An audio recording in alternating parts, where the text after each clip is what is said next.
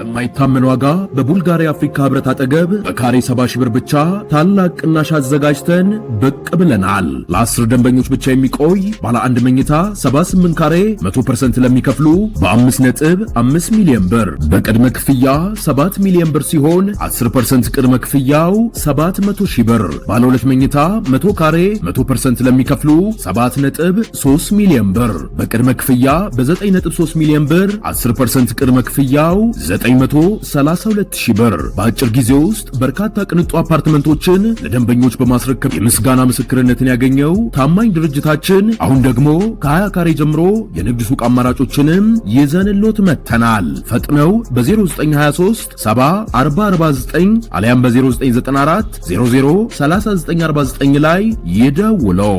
ሰመር ሪል ስቴት።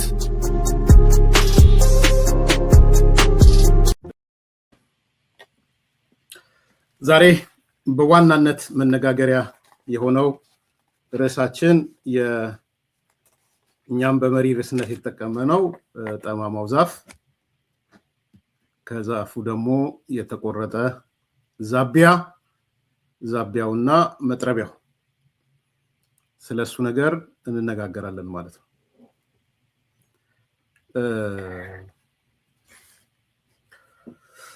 ብዙዎች አጀንዳ ስላደረጉት የተወሰነ ሀሳቦች ነው ማነሳው።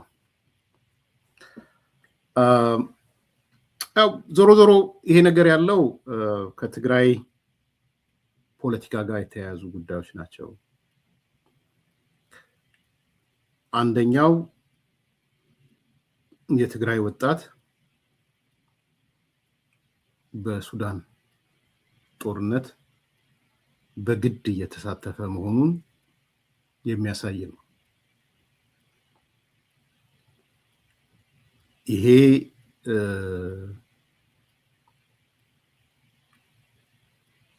ቀላል እንዳይመስላችሁ። ይሄ ጉዳይ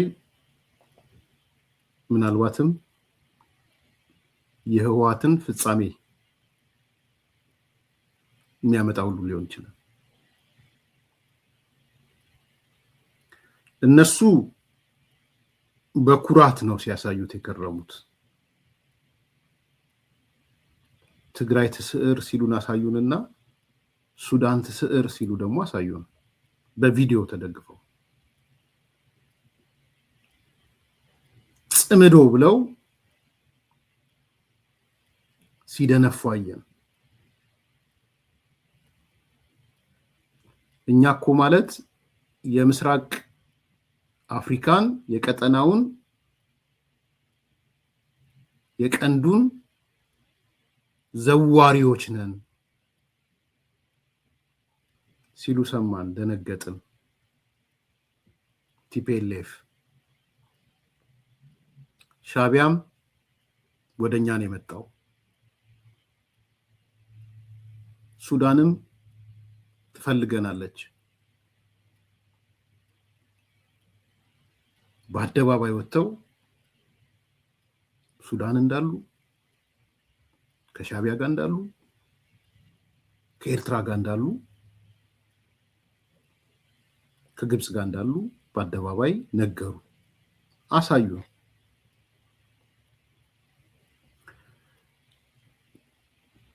ኩራት ኮርተው ነው ያሳዩን። ባይዘው በሱዳን መገኘት የኩራታቸው ምንጭ ነው።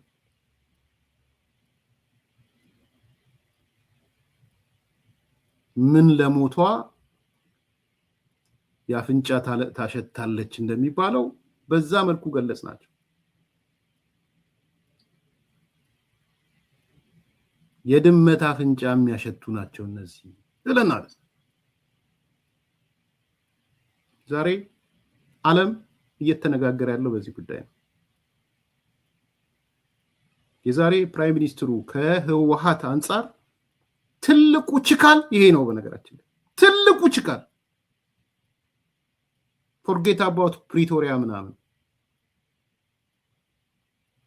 ለአሜሪካም ለአውሮፓም ለሌላውም ዌክ አፕ ኮሉ አሁን የሚናገሩት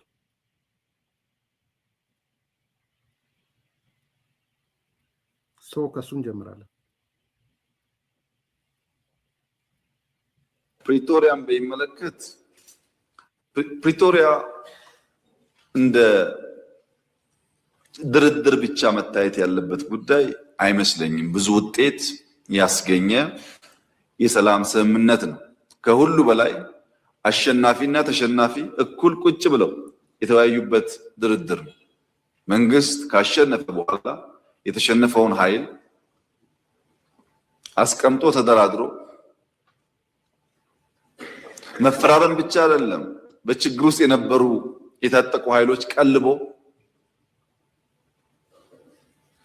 ብዙ ድጋፍ ሰጥቶ ለሰላም ያለውን ቁርጠኝነት ለማሳየት ሙከራ አድርጓል። በዚያ ስምምነት ምን ተገኘ ያላችሁ እንደሆነ ቢያንስ በትግራይ ጊዜያዊ መንግስት ማቋቋም ተችሏል። መንግስት ማቋቋም ቀላል ነገር አይደለም። ከ60 ሺህ ያላነሱ የታጠቁ ኃይሎች በዲዲአር አስፈላጊው ክፍያ ተፈጽሞላቸው ከሰራዊቱ እንዲቀነሱ ሙከራ ተደርጓል። በርከት ያሉ እስረኞች፣ ምርኮኞች ተፈተዋል። በጦርነቱ የማረክናቸውን በርካታ ሰዎች ፈተናል። አንዳንድ ምርኮኞች ናቸው አሁን እዛ ሄደው ዋና ተቆርቋሪ ሆነው የትግራይን ህዝብ እያመሱ ያሉት። ምርኮኞች መፍታት ብቻ ሳይሆን ሰርቪስ ቆሞ የነበረ በአየር፣ በቴሌኮም፣ በተለያየ መንገድ ሰርቪሶች ተለቀዋል። ከዚያ ባሻገር እነዚህ ኃይሎች ሀብታችን፣ ንብረታችን የሚሏቸውን በተለያየ ቦታ ያሉ ሀብቶቻቸውን ጠብቀን አቆይተን ሰጥተናቸዋል። ቤቶች፣ ህንፃዎች እንደምታውቁት ማለት ነው። ከየት መጣ ብለን በቀላሉ ምክንያት ፈጥረን መውረስ የምንችላቸውን ሀብቶች ለሰላም ሲባል አቆይተን መልሰናል። አሁን ዛሬ እዛ ሰላም የሚያውቁ ኃይሎች ሚስቶቻቸው፣ ልጆቻቸው ከፊሉ አዲስ አበባ፣ አብዛኛው ውጭ ሀገር እንዳሉ እናውቃለን። አዲስ አበባ ያሉትን ከፊል ቤተሰብ ያልነካንበት ዋናው ምክንያት በአንድ ሰው ጥፋት ዘሆል ቤተሰብ መታመሱን እንደ መንግስት በወደ ሰፊነት ማየት ይሻላል ብለን ስላሰብን በርካታ ጥቅም ከማስገኘቱ በተጨማሪ ለምን ፕሪቶሪያ ተስማማችሁ የሚሉ ደግሞ በጣም በርካታ አኩራፊዎች ተፈጥረዋል። ቲፒኤልኤፍ ብቻ ሳይሆን ትግራይ መውደም ነበረባት ብለው የሚያስቡ ኃይሎች አኩርፈዋል። ከኛም ገሸሽ ብለዋል። በአንጻሩ እነሱ ይተባበሩ ሞክረዋል። ፕሪቶሪያ እንዲህ ያለውን በርካታ ነገር በውስጡ የያዘ ነው። ከዚያ በኋላስ በየቀኑ በርከት ያሉ ውጊያ፣ ጦርነት ሊቀሰቅሱ የሚችሉ ፕሮቮኬሽንስ በየጊዜው ትግራይ ባሉ ኃይሎች ይፈጸማል። በየጊዜው ከሁሉ የከፋው አሁን በርካታ የትግራይ ልጆች በጉልበት ታፍሰው ሱዳን ላለው ጦርነት ተሽጠዋል። በሱዳን ጦርነት ውስጥ የትግራይ ወጣቶች በማያውቁት ጉዳይ ህይወታቸውን እያጡ ይገኛሉ። ኢትዮጵያ ውስጥ ያለው ጉዳይ አልበቃ ብሎ ጉዳዩ ወደ ሱዳን ተሸጋግሯል። በዚህ ሁሉ ውስጥ የትግራይ ህዝብ ተጎጂ ነው። የትግራይ ህዝብ የችግሩ ባለቤት ሳይሆን የችግሩ ገፈት ቀማሽ ነው። የትግራይ ህዝብን ችግር የበለጠ ያባባሰው የውስጥ ቁስል መሆኑ ነው። የማይታይ የውስጥ ቁስል በቀላሉ የማይሽር መሆኑ ነው። በነገራችን ላይ ዛሬ በትግራይ ውስጥ ከሚኖር ትግራዋይ በላይ በሰላም ወጥቶ መግባት የሚችል አፈሳ የማይካሄድበት በደሴ፣ በጎንደር፣ በባህር ዳር፣ በአዲስ አበባ፣ ቢሾፍቱ፣ አዳማ፣ አርባ ምንጭ፣ ሐዋሳ ያለ ትግራዋይ ትግራይ ካለው ሰው በላይ ሰላም አለው። ትግራይ ካለው ሰው በላይ በሰላም ወጥቶ መግባት ይችላል። የሚያሳዝነው የጉዳይ ግን ትግራይ ብቻ አይደለም።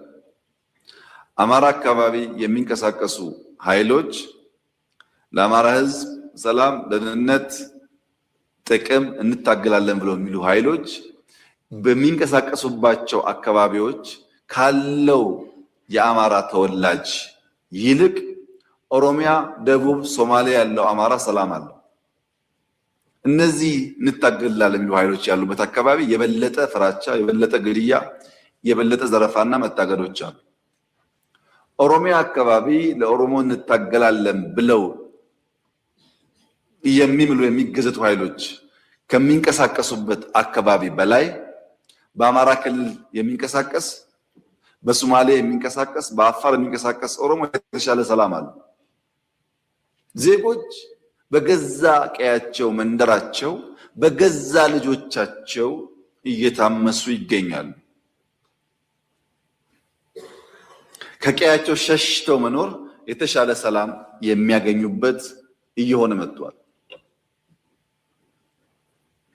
ከህዝብ ተነጥሎ ህዝብ አስለቅሶ ህዝብ ዘርፎ የሚደረግ ትግል ደግሞ የትም ማድረስ እንደማይችል ከታሪኮቻችን መማር የምንችል ይመስለኛል። ሙሉን እንዳይቆራረጥ የፈለኩት ሙሉ ስዕል እንድትይዙ ስለፈለኩ ነው።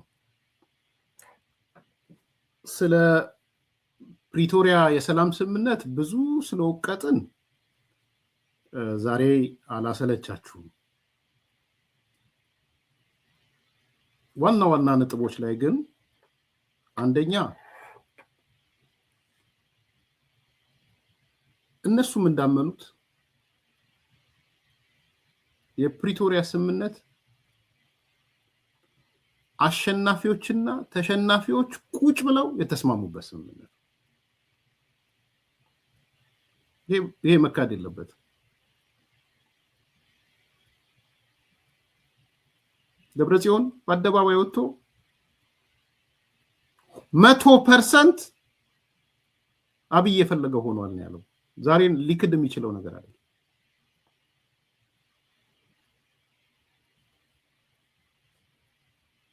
ጌታቸው፣ ጀነራል ጻድቃንም ሌሎቹም እየወጡ በተከታታይ የነገሩን ነገር ባንፈረም ኖሮ አልቆልን ነበረ ነው ያሉት። ይሄ ሁሌም መታወስ ያለበት ነገር ነው። በነገራችን ላይ ጠቅላይ ሚኒስትሩ ስለተናገረው ስላልተናገረው አይደለም። ውጭ ያሉ የትግራይ ሚዲያዎች ሰረንደር በእንግሊዘኛው ሰረንደር እያሉ ነው ሲያው እጅ መስጠት ማለት ነው። የፕሪቶሪያ ስምምነት እጅ መስጠት ነው።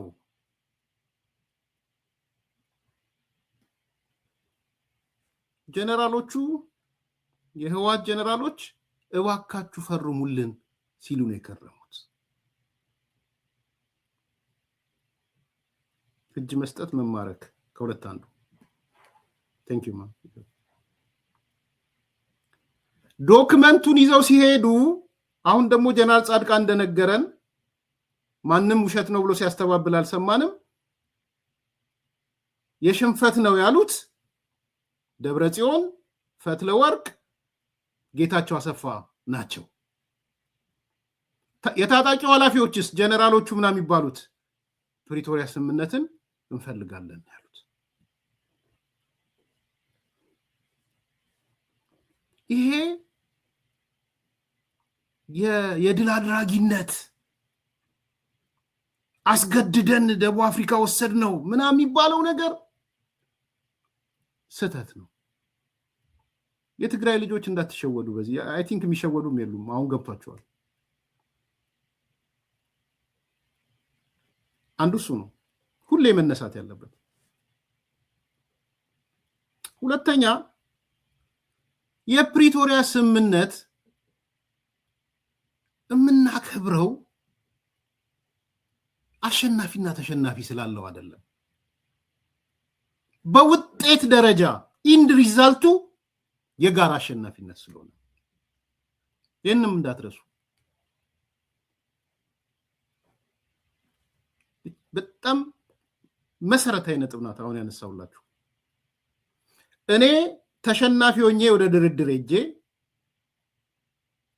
ከበደ አሸናፊ ሆኖ ወደ ድርድር ሄዶ ጠረጴዛ ላይ ቁጭ ብለን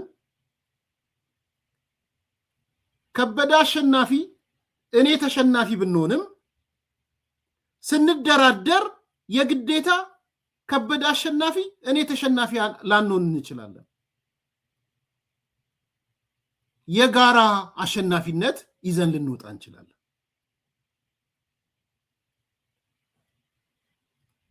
ለኔ የፕሪቶሪያ ስምምነት ኢንድ ሪዛልቱ የመጨረሻ ውጤት የጋራ አሸናፊነት ውጤት ነው።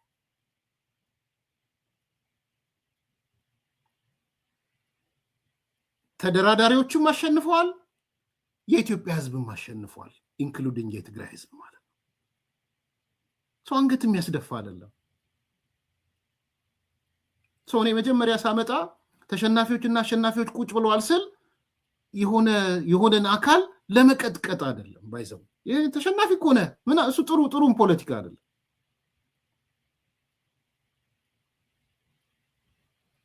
ስለዚህ አንድ ተሸናፊ አንድ አሸናፊ በጋራ መጡ፣ ጠረጴዛ ላይ ተቀመጡ፣ ሰዎች አብረዋቸው ሆኑ፣ ተነጋገሩ፣ ተደራደሩ፣ ዊን ይዘው መጡ። ኢትስ ኖት ዊን ሎስ። ለኔ ፕሪቶሪያ ማለት ዊን ነው፣ የጋራ ድል ነው። ኦኬ ሁለተኛው ቁም ነገር ይሄ ነው ማለት ነው። ኢት ኢዝ ኤ ዊን ሶሉሽን ነው። ቴንክ ዩ። ሶስተኛ በውጤትም ተገልጿል። ሰርቪስ ሲመለስ አይተናል። መብራት ያጣ ሰው መብራት ተመልሷል። ከባድ ነገር መጥፎ ነገር እንትን አይደለም፣ ግዴታ አይደለም። ባይዘው ሰርቪሶች፣ ኢንተርኔቱ፣ መብራቱ፣ ባንኩ፣ በጀቱ የመሳሰሉት ወዲያው ነው ሪስቶር የተደረጉት። ከዛም የሚገርም ነገር እኮ ሰማን አይደል? ለጭንቅላታችን የሚከብድ ነገር እነ ጀነራል ዮሐንስ ገብረ መስቀል መጥተው ነገሩን። እኔ መቼም በህይወት ያረሰውም ባይዘው ጀነራል ዮሐንስ ገብረ መስቀል የነገረኝን ነገር ለአደባባይ የተናገረውን ነገር መቼም አረሰውም። መቼም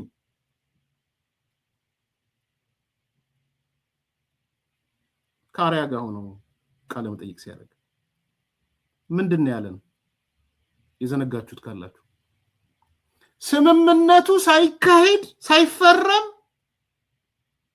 ኢታማዦር ሹሙ አዘው፣ ፊልድ ማርሻሉ አዘው ስንት ካሚዮን እህል እስቃጥላ ምናምን የሚባለው ቀለብ ለትግራይ ተዋጊዎች ይወሰድ ነበር። እነዚህ ሰዎች ሊያልቁ ይችላሉ፣ አደጋ ውስጥ ሊወድቁ ይችላሉ ተብሎ አልተፈረመም እኮ ገና።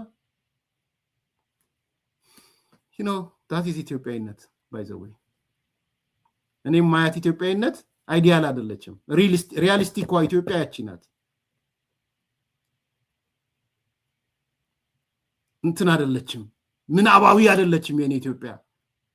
የኔ ኢትዮጵያ ተዋግተህባት አይ ግድ የለም ባይፈረምም 70 ካሚዮን መኪና እህል ላክላቸው ይሞታሉ ብላ የምትልከው ኢትዮጵያ ናት የኔ ኢትዮጵያ። ምኮራባት ኢትዮጵያ ያቺ ኢትዮጵያ ናት።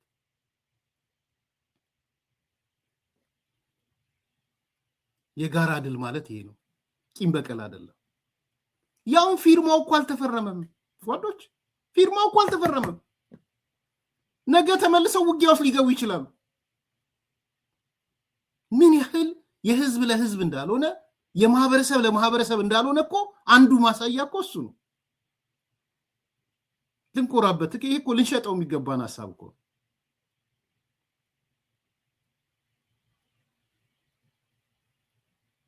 ስለዚህ ይሄ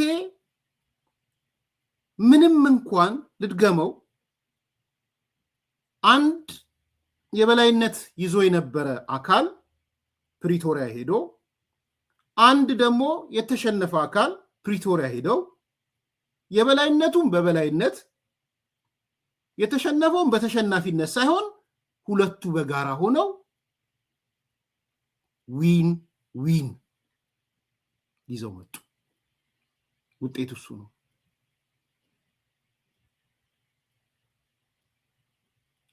ምንም ማንንም አንገት የሚያስደፋ አይደለም። ጦርነት ውስጥ ደግሞ ማሸነፍና መሸነፍ ያለ ነው የነበረ ነው። መማረክ ይላል እንትናም ወዲሻምበል መማረክም ያለ ነው። እንኳን ሌላው ቀርቶ መሞትም አለ አይደል እንዴ? ሞተን ቤተሰብ እኮ ሞቶብናል በጦርነት። ስለዚህ የመጨረሻ ውጤት የጋራ ድል የሰፈነበት ነው። ሶስተኛ ነጥብ ይሄ የጋራ ድል ጭራውን ያስቆለፈው አካል ነበረ። እንዴት ኢትዮጵያውያን ዊን ዊን ያደርጋሉ ብሎ ደግሞ የተበሳጨ ፕሮጀክት የተኮላሸ ያለ ሶስተኛ ወገን ነበረ። እነዚህ መሰረታዊ ቁም ነገሮች ናቸው። በነገራችን ላይ ስለ ፕሪቶሪያ ስናወራ ዶት ዶት ዶት እያደረግን የምናወራቸው ናቸው። የትግራይን ህዝብ ካልጨረስኩ እንቅልፌን አልተኛም፣ እንዴት ሊኮላሽብኝ ነው ወይ ያለ ስሙ ሻዕቢያ የሚባል አለቃው ኢሳያስ አፈወርቂ የሚባል አካል ነበረ። ይሄ እውነት ነው፣ እውነት ነው።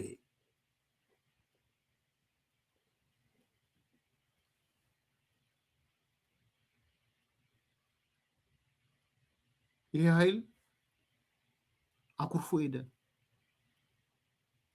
ይሄ ኃይል በስምምነቱ ያኮረፈ ትግራይ መውደም አለባት ብሎ የሚያስብ ከዛ በኋላ እንዴት ሰላም ትፈጥራለህ ብሎ ገሸሽ ያለ ኃይል ማለት የሰማነው ሶስተኛ ቁም ነገር እሱ። አራተኛው ቁም ነገር ይሄ ከሸሸው ኃይል ጋር የተጣመደ ኃይል ደግሞ ተፈጥሯል።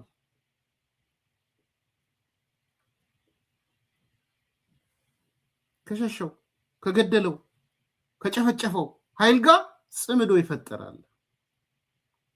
ይሄ ኃይል ቁጥሩ ቀላል ያለው ነው።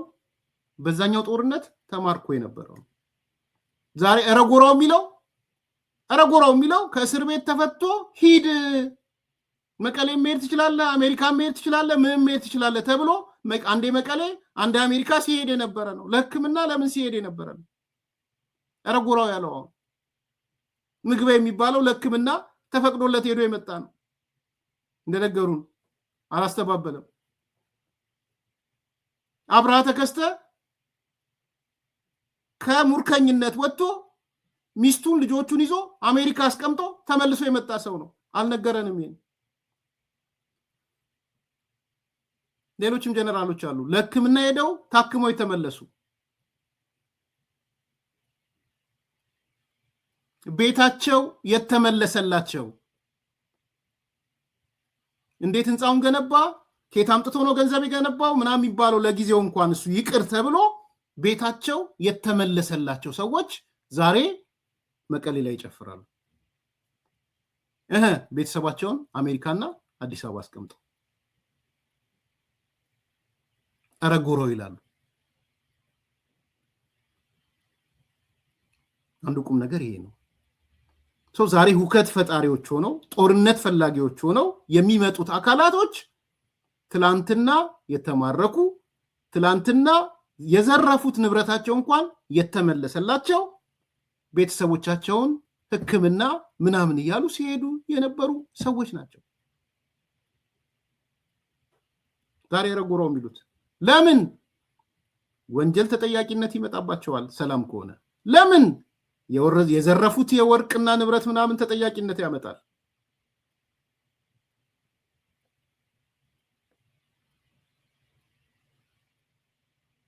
ዛሬ እኮ የምታዩትና የምትመለከቱት እስቲ በሙሉ እስቲ ፒክ አድርጓቸው። አምባሳደር አዲስ ዓለም ባሌማ ተማርኮ የነበረ ነው። ተከስተ ተማርኮ የነበረ ነው። ፈትለወርቅ ተገትረሽ ቅሪናት ድሮም በሙሉ ስቲፒክ አርጓቸው እነዚህ ያረጁ ሰዎች ናቸው። ስለዚህ ይሄ ነገር የግድ ከወንጀላቸው ለመደበቅ ሄደው ጽምዶ ብለው እንዴት ፕሪቶሪያ ስምምነት ይመጣል ካለው ጋር ተጣበቁ ሄደው ከኢሳያስ ጋር አብረው የመጡ ሰዎች ደግሞ ከሻቢያ ጋር አብረው የመጡ ሰዎች ደግሞ አብረው ወጡ። ይሄ የሚያናድደው ሰው እንዳላቃለው እነ ፋሲሌን ዓለም ሲምቦል ስለሆነ ነው ፋሲል ምለው አይዘው ሁሉንም ሪፕሬዘንት ያደርጋል። ፋሲል ስላችሁ በዛ ዙሪያ ያሉትን እነ ወዲ ሻቢያን የዚህ ምናም ሚዲያዎቹን ጠቅላላ ምልክት ነው እሱ ሲምቦሊክ ነው ማረገው ሆን ብዬ ነው። ለምን ሄዱ? ለምን ወጡ? ምን ሆኑ? ቢኮዝ የሚያዛቸው ሻቢያ አኮረፈ። ወዲ ሻቢያ ወጣ። ከዛ በኋላ እዚህ ቨርጂኒያ የሚኖረው ወዲ ሻቢያ ጥሎ ወጣ፣ ተሳደበ። ለምንድን ነው የተሳደብከው ብትሉት እንደ ፕሪቶሪያ ይመጣል ብለው ነው የተሳደቡት። አኮረፈ። አድራጊ ፈጣሪ የነበረው አንዳርጋቸው ጽጌ አኮረፈ። አንዳርጋቸው ጉድ እኮ እንዳይመስላችሁ። አንዳርጋቸው ማለት እኮ ያለቀለት የደቀቀለት የሚዲያ ህግ የቀየረ ሰው ነው። በነገራችን ላይ በማስታወሻና ጉድህ እናውጣዋለን እንደ ታሪክ እንዲቀመጥ። ባንተ ደም እንባ ያለቀሱ የሚዲያ ሰዎች አሉ። ስማቸውን ጠቅሼ ነው የምጽፈው። ደም እንባ 2 ዓመት የለፉበትን አንድ ቀን ሄደ ግልብጥብጡን አውጥተህ እስከዛ ድረስ ፓወር የነበረው ሰው ነው አንዳርጋቸው። ዝም ብሎ እንዳይመስላችሁ።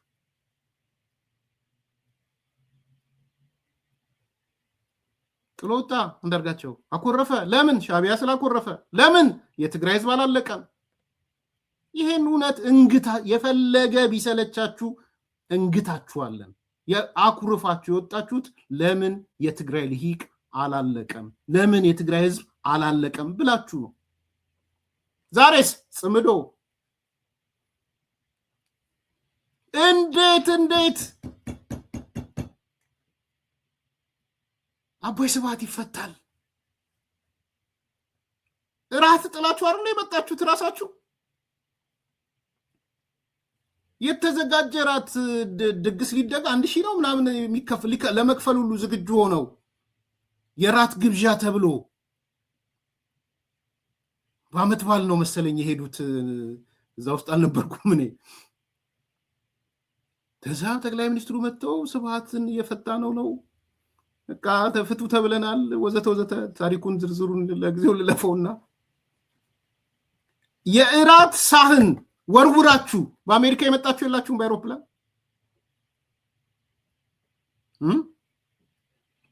ከዚህ ስርዓት ጋማ አንቀጥልም፣ ስብሃትን ከፈታማ ሌላ ችግር አለ ብላችሁ የወጣችሁ አይደላችሁ አብዛኞቻችሁ? ነገሩን ባዮች ዛሬ ስብሃት እግር ስለካ ለምንድን ነው ያልተንደፋደፍ ነው ከረካ ሐሳባችሁ? የውሸት ነው። እንዴት ስብሃት ነጋ ይፈታል? የእናንተ ጩኸት አልነበረም? ዛሬስ ስብሃት እየማረን የስብሃት ነጋ ልጆች ማሩን እባካችሁ እግራችሁ ስር እንውደቅ። ይሄን ነው ስትሉ የነበረው ያላችሁት። ይሄ ነው የራት ግብዣ። የራት ከአሜሪካ ከአውሮፓ ሮጣችሁ ከምን ሮጣችሁ የፕራይም ሚኒስትሩ የራት ግብዣ ምናምን የገና ይሁን የፋሲካ አላቅም ረስቸዋል። ሳህን ወርውራችሁ ነው የመጣችሁት እኮ ወጭት ሰብራችሁ። ነገሩን ባዮች ስለሆናችሁ እነግራችኋለን። ስለዚህ ፕሪቶሪያ የብዙ ነገር ድምር ውጤት ብዙ ማለት ራሱን ችሎ መጽሐፍ ሊጻፍ የሚችልበት ነገር ነው። በነገራችን ራሱ ፕሪቶሪያ ተብሎ ስም መጽሐፍ ይቻላል። ጊዜ ቢኖረን ብናደርገው ደስ ባለኝ ነበር።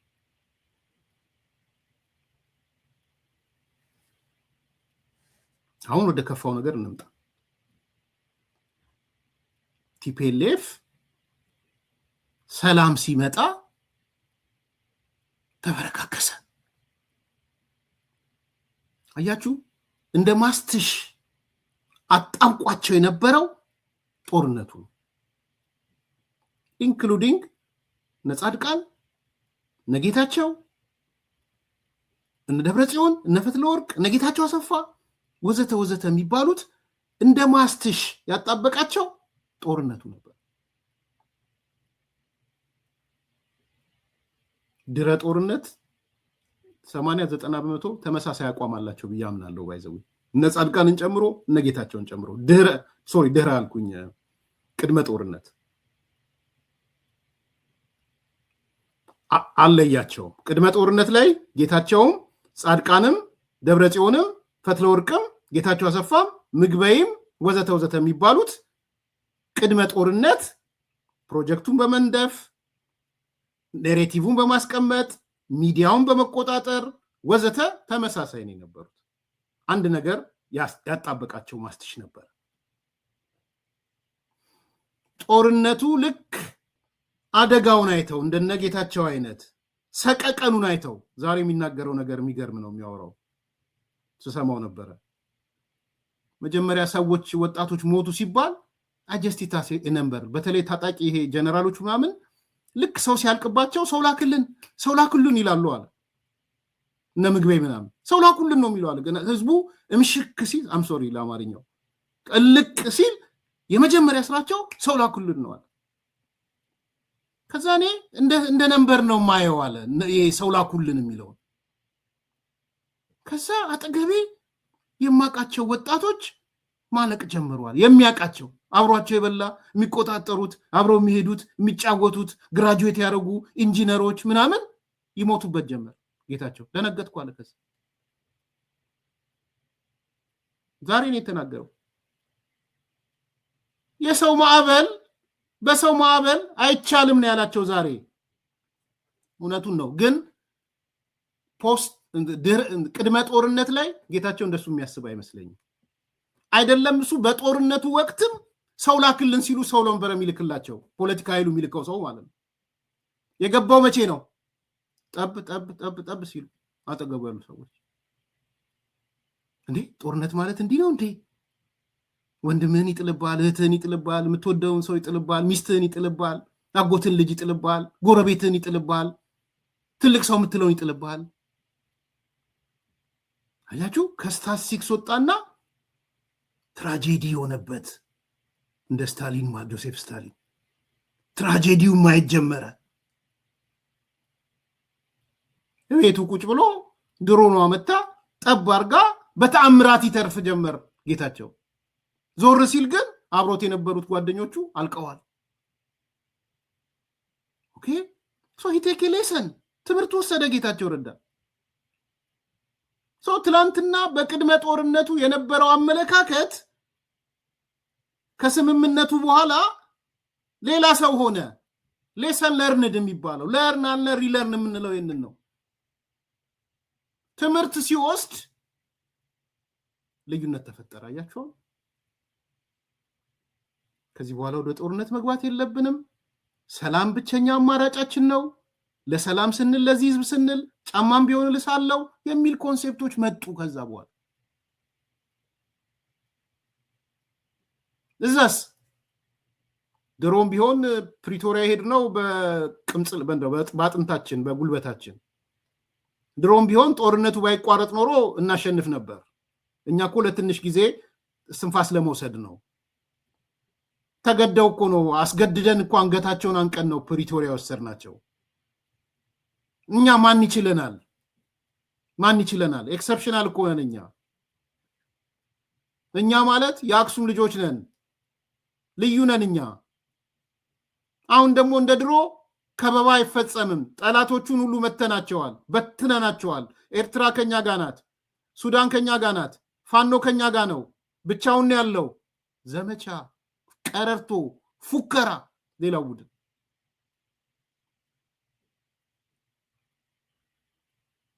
ይሄ ፉከራ ልዩነት እየፈጠረ እነጌታቸው ወጣ እያሉ ያኛው ቡድን ደግሞ ተገትረሽ ቅሪ ብቻ ሳይሆን ፎካሪ ሆነ፣ ደርቆ የቀረ ፎካሪ ሆነ።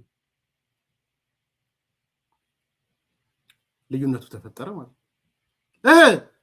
ጽምዶ ፈጠረ ሄዶ ኢሳያስ ሲጠብቅ ነበር ሱዳን ሄደ ከዛ በኋላ የዛሬው ትልቁ ጉዳይ በፕራይም ሚኒስትሩ የተነሳው ቲፒኤልኤፍን የቀበረው ሐሳብ ይህ ሐሳብ ነው በነገራችን የትግራይ ልጆች በግድ ተሸጠው የሱዳን ጦርነት ውስጥ ይሳተፋሉ በነገራችን ላይ እቺ ስቴትመንት ብቻ ፌደራል መንግስቱ ጦርነት ለመክፈት ሌጂቲሜት ያደርገዋል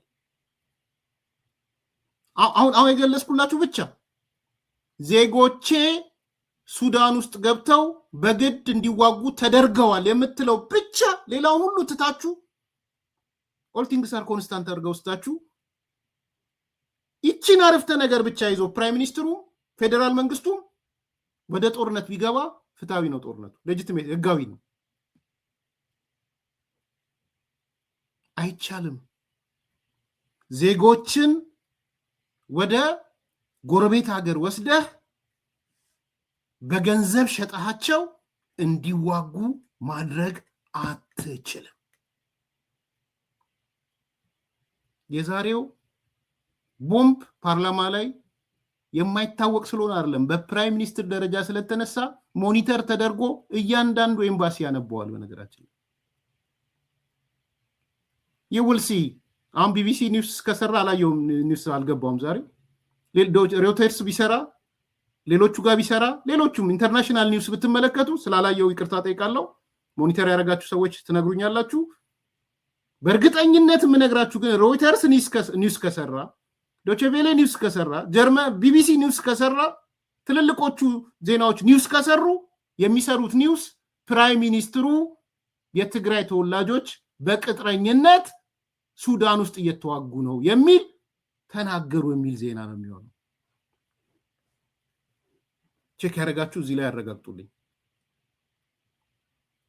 ግን አልጠራጠርም ቢያንስ ቢቢሲን አልጠራጠርም ዶቼ ቬለን አልጠራጠርም እነ ሮይተርስን አልጠራጠርም ለምን ብትሉ ቀጠናው ለምን ብትሉ የአሜሪካ ትኩረት ሱዳን ለምን ብትሉ የትላንትናው የአሜሪካ መንግስት አዋጅ አርሚ 7 ቲዲኤፍ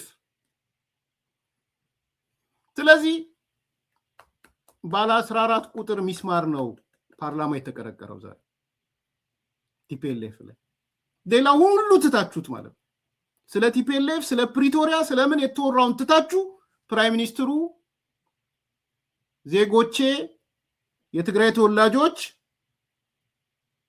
ተወላጆች በግድ ተሸጠው የሱዳን ጦርነት ውስጥ እየተሳተፉ ነው ስለዚህ ዜጎቼን የመጠበቅ ግዴታ አለብኝ ብሎ ቢጨምሩ ራሱ የጦርነት ጀስቲፊኬሽን ይሆናል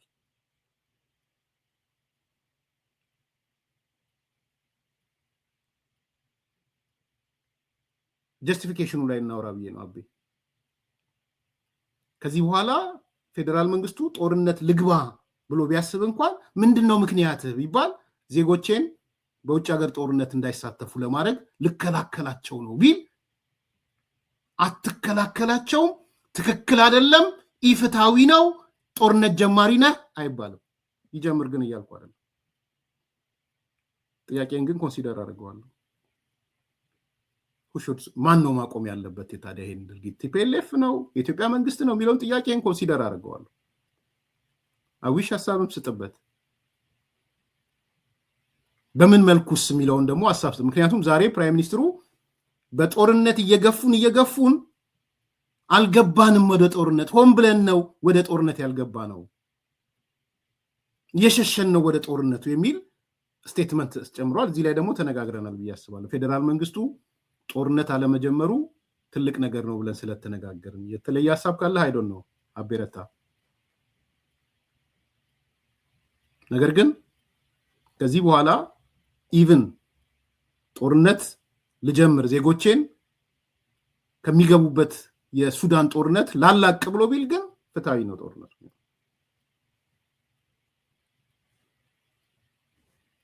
ሶ የከፋ ድርጊት የከፋ በሚል ነው የተገለጸው። ወይዘው ጠቅላይ ሚኒስትሩ በደንብ ሰምታችሁት ከሆነ የከፋው ድርጊት በሚል ነው የተገለጸው። የትግራይ ወጣቶች በጉልበት ታፍሰው ለሱዳን ጦርነት ተሸጠዋል። በማያውቁት ጉዳይ እየሞቱ ነው።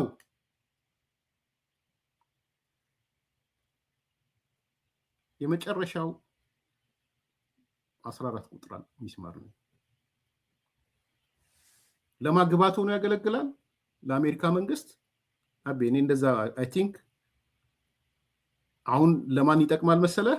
የኢትዮጵያ ኤምባሲም ይሰራል ብዬ አስባለሁ። ሌሎቹም ይሰራሉ፣ አክቲቪስቶችም ሌሎቹ በተለይ የዚህ ከስትራቴጂክ የሆኑ ጉዳዮች ላይ የምትሰሩ ሰዎች ከኤምባሲ ጋር የምትሰሩም ከሌላም ጋር የምትሰሩም ሌላም ኮንሰርን ያላችሁ ምሁራኖችም አሁን ዛሬ እችን ወስዳችሁ ለስቴት ዲፓርትመንቱም ረቂቅ ላወጡት አዋጁን ረቂቅ ላወጡት ሰዎችም ትላንትና የተነጋገርንበት ለነሱ ላኩላቸው።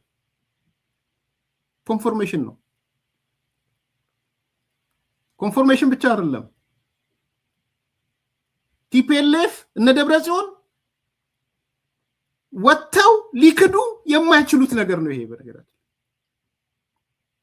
ውሸት ነው፣ በሱዳን ጦርነት አልተሳተፍንም ቢሉ ኦኬ የእናንተ ታጣቂ አይደለም ሊባሉ ነው። ስለዚህ በምንም ተአምር እነ ደብረጽዮን መግለጫ ቢያወጡ የትግራይ ልጆች ተሸጠው አልሄዱም አይሉ። አርሚ ሰባ የሚባል የለም እኛ የምናስተዳድረው አይሉ። ፍስሐ መንጁስ እሱን አይደል ሊድ የሚያደርገው? ፍስሐ መንጁስ ጀነራሉ እሱ ወጥቶ የጠቅላይ ሚኒስትሩ ክስ ሐሰተኛ ክስ ነው፣ የትግራይ ልጆችን ወደ ሱዳን እየላክን አይደለም ብሎ መግለጫ ይሰጥ።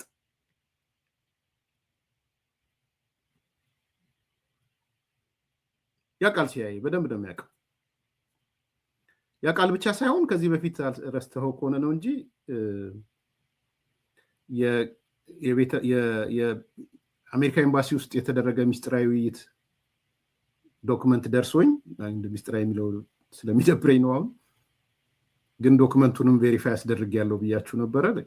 ልክ ነው ወይ ብዬ እዛ ላይ ታስታውስ ከሆነ የዛሬ 4 ወር ምናምን የዛሬ 4 ወር መሰለኝ ጀነራል ጻድቃን፣ ጌታቸው ረዳ፣ ሌሎች የኢትዮጵያ 3 የመንግስት ባለስልጣናት በተገኙበት የሲአይኤ ኃላፊው የአሜሪካ ጀነራሉ ዋናው ጀነራል ያለበት ስብሰባ አድርገው ነበር። ስብሰባ ካደረጉ በኋላ በኬብል የላኩት 4 ገጽ ነው የደረሰኝ።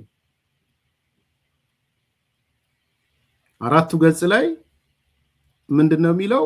አንዱ የሱዳን ኃይሎች ጋር ጉልበት የፈጠሩላቸው የአርሚ ሰባ የሚባሉት ናቸው። እነሱን ቶሎ ብላችሁ ይላል ለአሜሪካ መንግስት ሪኮማንዴሽን የሰጡት ማለት ነው። እነ ጻድቃን ዲዲአር እንዲሰራላችሁ ቶሎ አድርጉ። ባይ ዘ ዌይ ያ ፕሮጀክት በተወሰነ መልኩ ሰርቷል። የሰራው ደግሞ ምንድነው? የተወሰኑት ሱዳን ላይ የነበሩት መተው እኮ ዲዲአር ተሰርቶላቸዋል።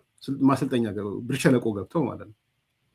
ሶ ኖት ኦንሊ ሲአይኤ፣ ስቴት ዲፓርትመንቱ፣ ኢቨን አፍሪካ ህብረትም፣ ኢቨን ኢጋድም ሁሉም ያውቃሉ። ስላወቁም መሰለኝ እኮ የትላንትና አዋጅ ላይ ቲዲኤፍ ደን አርሚ ሰባ የሚል የተገባው። ስለዚህ ዲፕሎማቲካሊ የሚወሰዱት ፕሬጀሮች አሁን ይሄ አዋጅ ቢወጣ ምን ቢወጣ ያለ ጦርነት እነ ደብረጽዮን ይሽመደመዳሉ። የትግራይ ህዝብ ደግሞ ከነሱ ተለያይቷል። ስለዚህ አዌርነሱ በስቴት ዲፓርትመንትም በሲአይኤም ለጠየቀኝ እኔ ባነበብኩት ዶክመንት አለ ማለት ነው። ሶ ጀስቲፊኬሽኑ ምንድነው የሚጠቅመው? ኢንተርናሽናል ኒውስ አድርጎ ይወስደዋል። አሁን ያ ውስጥ ዶክመንት ነው።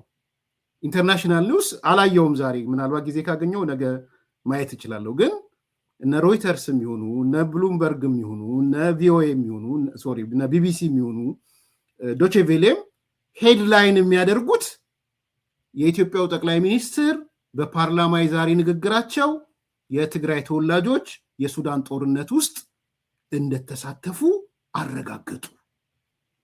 ይሄ ደግሞ የከፋ ድርጊት መሆኑን ተናገሩ የሚለው ሄድላይን ይሆናል። ሄድላይን ሆነ ማለት አቴንሽኑ በሙሉ በብዙዎች ዘንድ ይደረጋል። ሰው ዲፕሎማቲክ ቫሊዩ አለው ነው እያልኩ ያለሁት እንጂ ግንዛቤ ደረጃ እንስማማለን። ይሄ ትልቅ ታይም ቦምብ ነው። ሌላው የጽምዶ ጉዳይ ነው። የዛፉ የዛቢያውና የመጥረቢያው እሱን ትንሽ ሰምተን እንሂድ።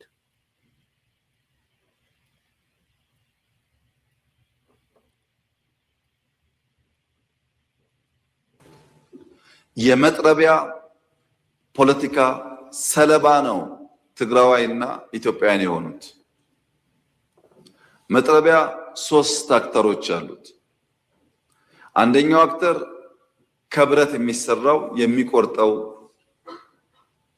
የተሳለ ነገር፣ ሁለተኛው አክተር ተጣሞ እዚያ ውስጥ የሚገባው እንጨት ነው። ሶስተኛው አክተር እንጨቱን ይዞ የሚቆርጠው አካል። የመጀመሪያው ብረቱ የተሳለው መጥረቢያ ምንም ዓላማ የለውም። የእንጨቱን ዓላማ ይፈጽማል። እንጨቱ ሲያዘው ብቻ የእንጨቱን ፍላጎት የእንጨቱን ዓላማ ፈጻሚ እንጂ የራሱ ሐሳብ የራሱ ዓላማ የለውም። እንጨቱም የያዘውን እጅ ወደ መራው የሚሄድ በያዘው እጅ የሚታዘዝ የያዘውን እጅ ፍላጎት የሚመልስ እንጂ የራሱ ዓላማ የለው። ቲፒኤልኤፍ እንደ መጥረቢያ ነው። መያዘው እንጨት እንደ ሻዕቢያ ነው። ዋናው አዛዦች ባለጉዳዮች ሌሎች ናቸው። ከመጥረቢያው ጋር ከብረቱ ጋር ብንጋጭ እንጨቱ እስካለ ድረስ ከእንጨቱ ጋር ብንጋጭ እንጨቱን የሚያዘው ሰው እስካለ ድረስ ዘላቂ ሰላም አናገኝም።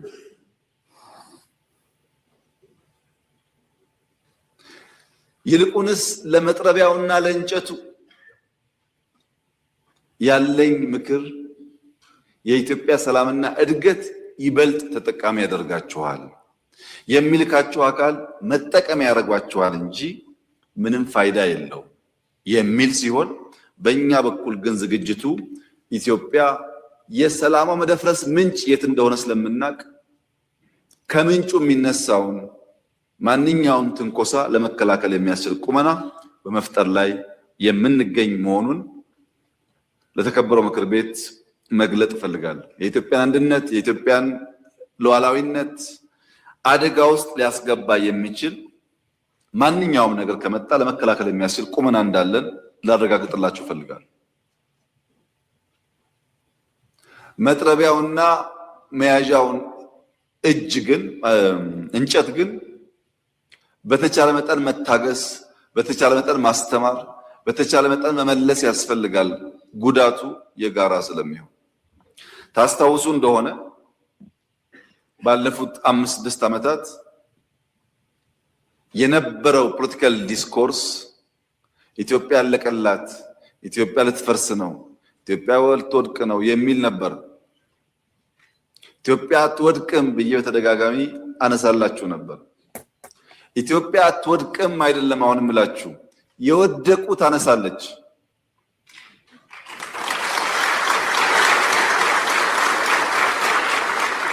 የወደቁ ታነሳለች፣ የተኙ ታነቃለች። ሊለሙ ሊበለጽጉ ሲገባቸው ያልገባቸውን ወንድምና እህቶቿን አንቅታ ወደ ብልጽግና ጎዳና ትወስዳለች። ይህ የኢትዮጵያ ጉዞ ይሆናል። በነገራችን ላይ ዶክተር ደሳለኝ ጫኔ ዛሬ ጥያቄ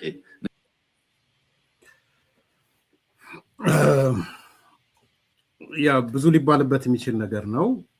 አይ ቲንክ 3ቱን በደንብ መለየት የሚያስፈልግ ይመስለኛል። አንደኛ ጠማማው ዛፍ ነው። ሁለተኛው ከጠማማው ዛፍ ላይ የተቆረጠው ጠማማው እንጨት ነው። ሶስተኛው መጥረቢያው ነው፣ ብረቱ ነው። እስቲ ጻፉልን። ጠማማው ዛፍ ማን ነው? እንጨቱን ስለተነገረ ማን ነው ብዬ አልጠይቅም፣ ሙሉ እንድታረጉት ነው። መጥረቢያው ደግሞ ማን ነው የሚለው የሶስት ነገሮች ትስስር ነው። ላይክ አርጉ፣ ሰብስክራይብ አርጉ፣ ሼር አርጉ። ከ1400 ሰው በላይ ኖሮ 1000 አልሞላችሁም። ላይክ ረሳችሁት ማለት ነው። እኔ ደግሞ ማስጠንቀቂያ ይደርሰኛል። ምንድነው አንተ ላይክ አታስብልም ወይ? ሰው እኮ ሌላ በኋላ እንዲያየው ነው ስለምባል በሉ በፍጥነት ላይክ አድርጉ። ኦኬ ማን ነው ጠማማው ዛፍ?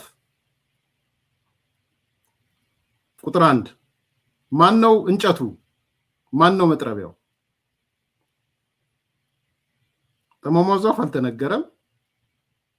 ጠማማው ዛፍ ግን በቅርብ ቀን ፊልድ ማርሻሉ ተናግረውታል። የግብፅ ገዢ መደብ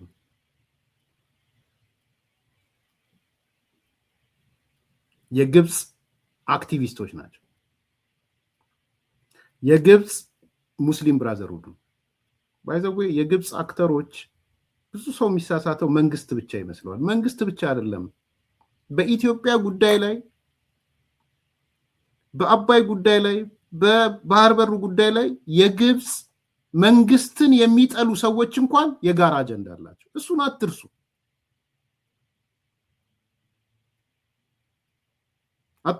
ሌላ ጊዜ እመጣለሁ። ፍትህ ቴንኪዩ ስለላክልኝ አይቼዋለሁ።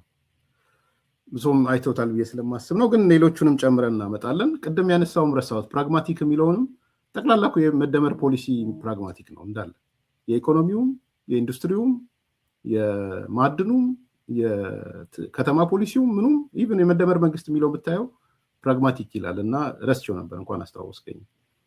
አለፊው አይደለም። ፕራግማቲክ ማለት ሲቹዌሽናል ማለት ነው፣ ሌላ አይደለም። መርህ ይኖርሃል፣ ሲቹዌሽን ይኖርሃል ማለት ነው። ብዙ ሰው የሚሳሳተው ከግብፅን ከመንግስት ጋር ብቻ ነው የሚያያይዘው። አይደለም። የግብፅ ተቃዋሚዎችን ጨምሮ፣ የመንግስት ተቃዋሚዎችን ጨምሮ አክቲቪስቶች፣ ሙስሊም ብራዘርሁድ ምናምን ይባል ኢቭን ግብፅ ውስጥ መጥፋት አለባቸው ብለው የግብፅ መንግስት የወሰነባቸው ስለ ኢትዮጵያ ኬስ ጊዜ አብረው ይሰራሉ። ጠማማው ዛፍ እሱ ነው ዋና ግንዱ፣ ዋናው የዛፉ የመጣበት ማለት ነው።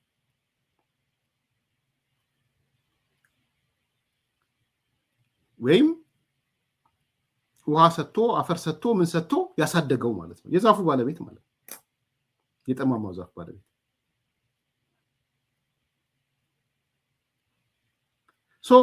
እዛ ላይ ሁሌም በጭንቅላታችሁ እንደው መቅናት ነው ያለብን። መቅናት ሴንስ የግብፅ ብሔራዊ ጥቅም ብለው ላሉት ሰዎች እርስ በራስ የሚገዳደሉት እንኳን አብረው ነው የሚሆኑት።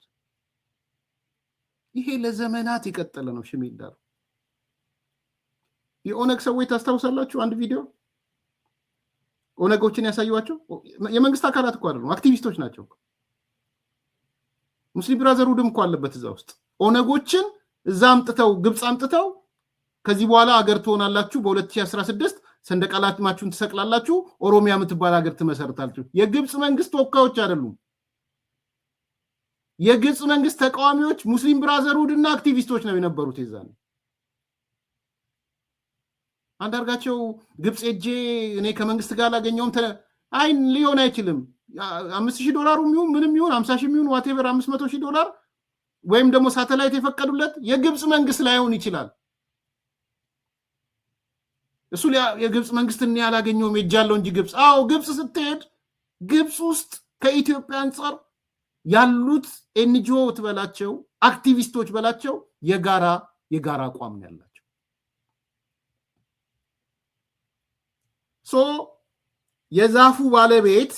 የዛፉ ባለቤት የግብፅ መንግስት ገዢ መደብ፣ የግብፅ አክቲቪስቶች፣ የግብፅ ልሂቃን ሙስሊም ብራዘርሁድን ጨምሮ ናቸው።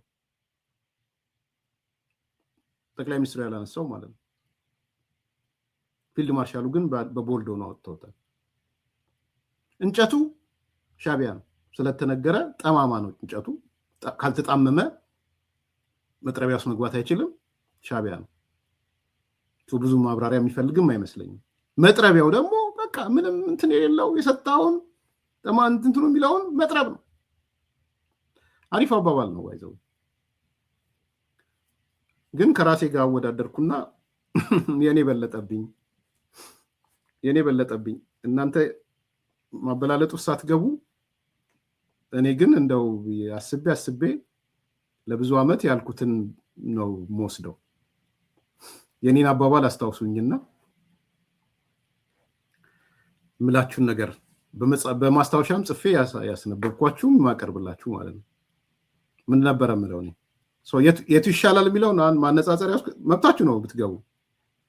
ለኔ ግን ማወዳደሪያ የራሴ ነው። እኔ ስለ የነበረው የጽምዶ አውቶቡስ ነው ስለ የነበረው። ለኔ ኢስ ቤተር የጽምዶ አውቶቡስ የሚል ከመጥረቢያ ይልቅ ማለት ነው። የጽምዶ አውቶቡስ ብዙ ነገር አለው። ብዙ ጊዜ ይወከላል በአውቶቡስ አይታችሁ ከሆነ ባቡር አውቶቡስ ምናምን እና ሲምቦሊክ ያረኩትም ሆን ብዬ ነው የጽምዶ አውቶቡስ ያልኩት። የጽምዶ አውቶቡስ የአውቶቡሱ ባለቤት የግብጽ መንግስት ነው።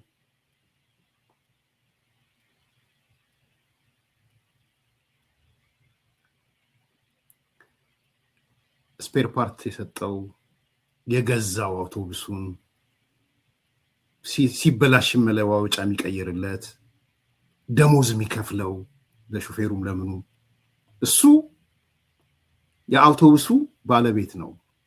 የግብጽ መንግስት፣ የግብጽ የገዢ መደብ፣ የግብጽ ሙስሊም ብራዘርሁድ፣ የግብጽ መንግስት ተቃዋሚዎችን ጨምሮ ማለት ነው። የአውቶቡሱ ባለቤት ኢሳያስ ነው፣ ሻቢያ ነው። ለዚህ ነው የሻቢያ የጽምዶ አውቶቡስ ያልኩት ወይም የኢሳያስ የጽምዶ አውቶቡስ ያልኩት ለዛ ነው። ኦነሩ ተገዝቶ ነው የተሰጠው ግን ለኢሳያስ ነው ብዬ ነው ማለት።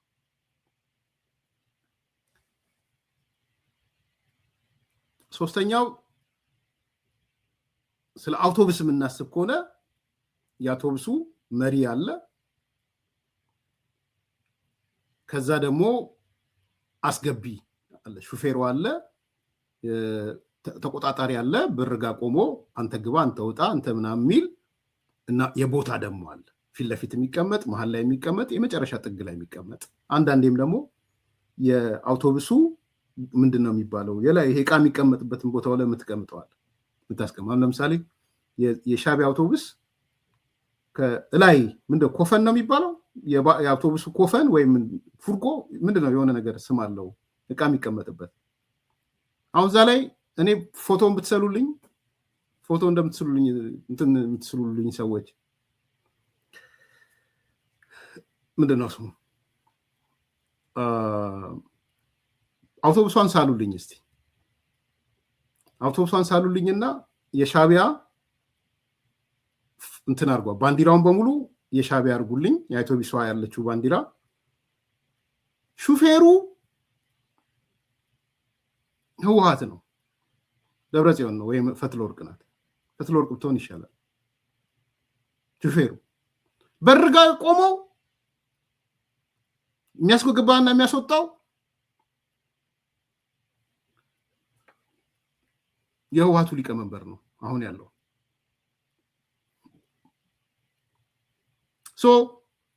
የምትሰሩት ፎቶሾፕ እንትን ያለው አሁን እንዳልኩት ባሷ ሙሉ ለሙሉ የኤርትራ ፎቶ ያላት፣ ከዛ ደግሞ ጋቢና አለ ውስጥ አለ። ጋቢና ነው የሚባለው። ቴንኪው። ጋቢናው ላይ የተቀመጡትን ሰዎች አንደኛ ጀዋር መሐመድን አርጉልኝ። ጋቢና ላይ ነው ጀዋር የሚቀመጠው፣ ጋቢና ላይ ነው። ሁለተኛ ፕሮፌሰር እስቄል ነው ጋቢና ላይ የሚቀመጠው። አይገባም ወደ አውቶቡሱ፣ ሻቢያ አይፈቅድለትም። ጋቢና ላይ ነው የሚሆነው። ንፋስ እየመታው ብርድ እየመታው እንዲሄድ ማለት ነው። እስቄልን ፕሮፌሰር እስቄልን፣ ጀዋር መሐመድን፣ ዝነኛው ሚልኬሳን፣ ኢተና እነዚህን ጋቢናው ላይ ያስቀምጡልኝ። እንትኑ ላይ ጋቢናው ላይ የዕቃ መጫኛው ላይ ነው የሚቀመጡት። ፎቶሾፕ የምትሰሩልኝ ሰዎች ስማችሁ መጥቀስ ስለማልፈልግ ነው። ብዙ ናችሁ በነገራችን ላይ። አውቶቡሷን የያዘችው ሹፌር ፈትለ ወርቅን አርጓት ሞንጆሪኖ በሩ ጋር ቆሞ ትኬት የሚሰጠው ግባ ውጣ እያለ የሚለውን ደብረጽዮንን አርጉት።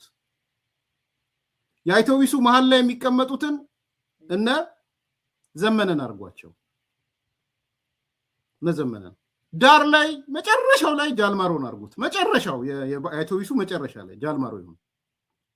ፉርጎ ላይ ምንድነው ላይኛው ላይ ደግሞ ፖርቶ መጋላ ምናምን የሚባለው ላይ ወይም እሱ ላይ ፖርቶ መጋላው ላይ ጃዋር፣ ፕሮፌሰር ስኬል፣ ኢተናብቴ እነሱን አርጓቸው እና ዝነኛው ሚልኬሳ አርጉት።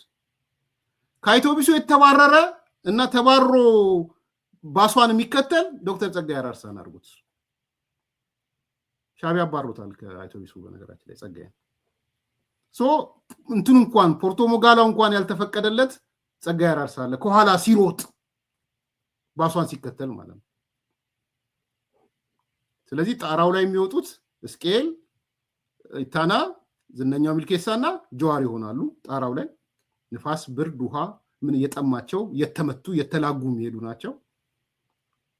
ቅድም ያልኩት ሹፌሩን አስገቢና አስወጪውን መሃል ላይ የሚቀመጠውን ዳር ላይ የሚቀመጠውን እነዚህን አርጋችሁ ተስፋ አደርጋለሁ ዛሬ ፎቶ ብትሰሩልኝ ተምኔ ላይ እሱ ይሆናል ማለት ነው። ሌሎቹ እንትን ናቸው ብዙም ትርጉም የላቸውም። አንዳርጋቸው ምናምን የኢትዮጵያኒስት ካምፑ ብዙ ትርጉም የለውም። የኢትዮጵያኒስት ነኝ ብሎ የሚሸቅለው ፋሲሌና ለምላጅ እሱ ብዙም አውቶቡስ ውስጥም ኖሩም አልኖሩም ትርጉም የላቸውም እነሱ በነገራችን ጉድ ፎር ነቲንግ ነው። ሻዕቢያ ምናምን ጉድ ፎር ነቲንግ ናቸው። ስለዚህ የቱ ይሻላል የሚለው ላይ ጠማማው ዛፍ ዛቢያውና መጥረቢያው ወይንስ ኤርሚያስ የሳለው የጽምዶ አውቶቡስ የኢሳያስ የጽምዶ አውቶቡስ የሚለው ላይ ከውይይታችን በኋላ ተነጋገሩበት፣ ጻፉልኝ። አይ ቲንክ ለዛሬ ይበቃናል። በዚህ እንጨርስ። ላይክ አርጉ፣ ሰብስክራይብ አርጉ፣ ሼር አርጉ። እስቲ ስንት ደረሳችሁ? ወደ 726። ኧረ በደንብ ላይክ፣ ሰብስክራይብ፣ ሼር አርጉ እንጂ አለዛ እንቀንሳለን፣ ኢነርጂያችንን እንቀንሳለን። መልካም ቀን። ኳስ ለምታየው መልካም እድል ለምትደግፉት ቡድን። በማይታመን ዋጋ በቡልጋሪያ አፍሪካ ህብረት አጠገብ በካሬ 70 ሺህ ብር ብቻ ታላቅ ቅናሽ አዘጋጅተን ብቅ ብለናል። ለ10 ደንበኞች ብቻ የሚቆይ ባለ አንድ መኝታ 78 ካሬ 100% ለሚከፍሉ በ5.5 ሚሊዮን ብር በቅድመ ክፍያ 7 ሚሊዮን ብር ሲሆን 10% ቅድመ ክፍያው 700 ሺህ ብር። ባለ 2 መኝታ 100 ካሬ 100% ለሚከፍሉ 7.3 ሚሊዮን ብር በቅድመ ክፍያ በ9.3 ሚሊዮን ብር 10% ቅድመ ክፍያው 932 ሺህ ብር። በአጭር ጊዜ ውስጥ በርካታ ቅንጡ አፓርትመንቶችን ለደንበኞች በማስረከብ የምስጋና ምስክርነትን ያገኘው ታማኝ ድርጅታችን አሁን ደግሞ ከ20 ካሬ ጀምሮ የንግድ ሱቅ አማራጮችንም ይዘንሎት መጥተናል። ፈጥነው በ0923 70 አሊያም በ0994 003949 ላይ ይደውለው። ሰመር ሪል ስቴት